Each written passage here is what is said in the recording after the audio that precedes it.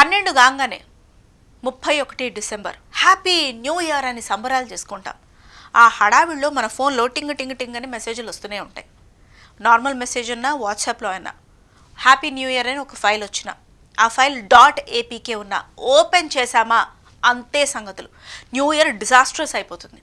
ఎందుకంటే మన డాటా మొత్తం స్కామర్స్ చేతిలో వెళ్ళిపోతుంది. ఇది నేను ఇంకెవరో మాత్రమే చెప్తున్న విషయం కాదు. గవర్నమెంటే దీనికి సంబంధించి సర్క్యులర్ జారీ చేసింది. మనం అలర్ట్గా ఉండాలి, బికాజ్ ఇట్స్ అవర్ రెస్పాన్సిబిలిటీ.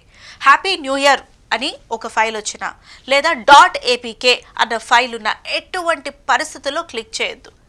పిల్లల చేతికి మరీ ఫోన్ ఇవ్వకుండా ఉంటే చాలా బెటర్. మనం కూడా అలర్ట్గా ఉండడం ఇంకా బెటర్. ఒక్కసారి పొరపాటున క్లిక్ చేసామా మన WhatsApp data, payment apps data, everything స్కామర్స్కి వెళ్ళిపోతుంది. ఒక్కసారి వాళ్ళ చేతిలో మన జుట్టు చిక్కిందో, ఇన్ఫర్మేషన్ చిక్కిందో, ఇంకా ఏ విధంగా మనల్ని ఆడుకుంటారో మనకు బాగా తెలుసు. చుట్టూతా చూస్తూనే ఉన్నాం. అన్ఫార్చునేట్లీ చాలామందిని గతంలో కూడా వీళ్ళ బారిన పడ్డాం కాబట్టి.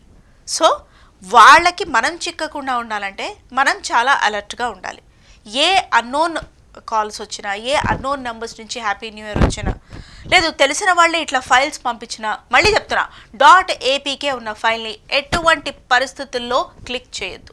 Stay safe, stay alert. Advance happy new year.